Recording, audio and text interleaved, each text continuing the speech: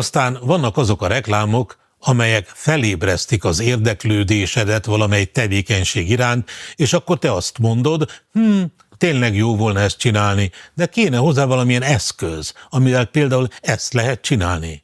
És amikor már a te ebbéli vágyad a reklámfilm végére az egekig fokozódik, akkor mondják neked ebben a filmben, hogy például ezzel lehetne. Persze lehetne pont 1000 más eszközzel is, de hát pont mi voltunk itt, amikor ez a késztetés rád jött. Milyen érdekes véletlen, nem? Én Gerib János vagyok, ez a reklámkritikalóg, és ezt a nagyon érdekes reklámot most meg fogjuk nézni.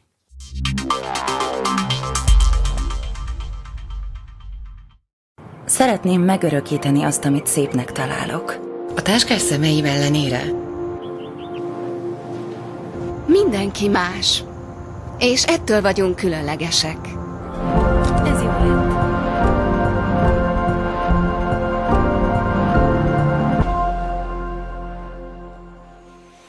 Válaszd a Samsung Galaxy A8 okos telefont a Telekomtól kamatmentes részletre, 0 forintos kezdőrészlettel. Telekom. A fentiekből kifolyólag lehet jó általános tartalmú tartalmat készíteni, nem kell mindenféle termékspecifikussággal bíbelődni. Lehet például olyan jó emberséges, kedvességes, jópofaságosságos, érdekességes, meglepőséges, mindenféleséges, akármilyenséges dologról beszélni. Szeretném megörökíteni azt, amit szépnek találok. Egy társadalmi kísérletben hétköznapi emberekről készítettem fényképet. Ez van kiírva csak nem olvashatatlan fehér betűkkel az első helyszínre, ahol egy fiatal hölgy épp egy állványra, statív, szerelt eszközt vélhetőleg a reklámozandót állítgatja a fényképezéshez. Tehát megtudhatjuk, hogy egy társadalmi kísérlet, hogy ő most embereket így fog fényképezni, belső monologként ehhez azt teszi hozzá, hogy szeretném megörökíteni azt, amit szépnek találok. Ekkor azt hihetnők, csupa szép embert fog nyilván fényképezni. Fejlettebb szociális aggyal viszont épp azt hihetnők, pont ellenkezőleg csupa ronda embert fog fényképezni, mert ugyanis mindenben, különösen az emberben mindig meg lehet találni a szépet, és minden ember szép, csak máshogy. És ez olyan szép, olyan közhelyes, és ez helyes, mert a reklámban éppen, hogy helye van a közhelynek, hiszen minél közebb, annál szélesebb a közeg, vagyis annál nagyobb a megszólított célcsoport. A táskás szemeiv ellenére? Ennek jegyében aztán természetesen csupa szép ember sikerül neki fényképeznie, elvégre mégsem kockáztathatjuk meg, hogy a kedves rétegnéző esetleg ne találja szépnek, amit a kedves fényképező éppen szépnek talál. Legalábbis azok az alanyok, akiket a rövid reklámidőben láthattunk, többnyire szépek. Még a kedves kerekded arcú leányzó is nagyon szimpatikus.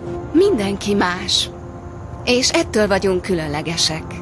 Mondjuk a bölcsesség, amit elereszt magából, az nem kifejezetten a mélységével ragad meg, de elvégre nem filozófiai szemináriumon vagyunk, igaz?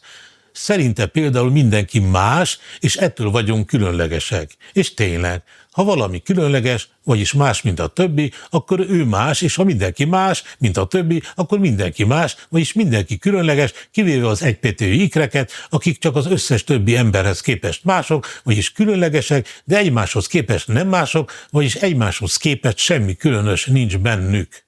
Na persze, az életük menete azért nem lesz teljesen azonos, például vélhetőleg nem ugyanaz az ember lesz a házastársuk, mindkettőjüknek, kivéve, ha egypetőjű ikrekkel házasodnak, ami, mit hagyjak abba? Jó, akkor még csak annyit, hogy a táskás szemére panaszkodó lánynak sem táskásak a szemei, hiába igyekeztek a sminkkel azzá tenni. Ez jó lett. Aztán van még egy fehér mondat kiírva, amely szerint minden történet egy pillanattal kezdődik. Ez is milyen bölcs meglátás. Mint az, hogy ma van a tegnap holnapja, meg hogy ez hátralévő életed első napja. Például sohasem kezdődik úgy egy történet 2 pillanattal, mert a második pillanat az már a folytatása az elsőnek, és így a történetnek is. És még egy bölcsesség fehérrel kiírva. Legyél, aki szeretnél. Az más kérdés, hogy ez nem mindig sikerül, többnyire mindig nem, de itt most ugye a szépségről van szó, és ha most ezt egy nem túl szép ember mondaná, vagy lenne rá kiírva, akkor mindjárt kitüremkedhetne valamiféle mélyebb tartalom, de a már fentebb vázolt okoknál fogva ez ugyebár kockázattal jár. Már nem a mélyebb tartalom, hanem a csúnya ember láttatása.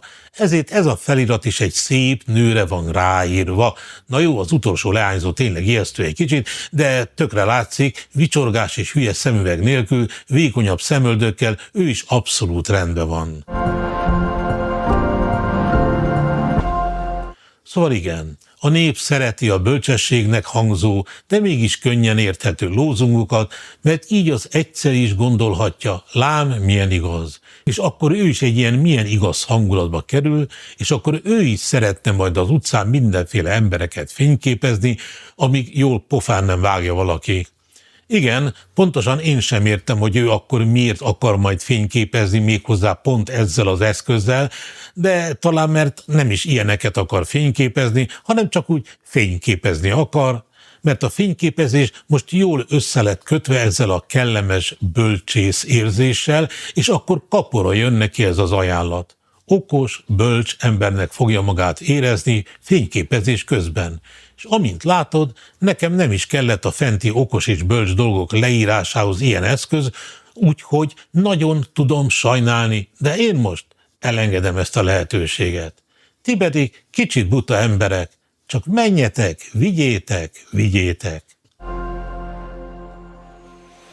Válaszd a Samsung Galaxy A8 okos telefont a Telekomtól kamatmentes részletre, 0 forintos kezdőrészlettel. Telekom.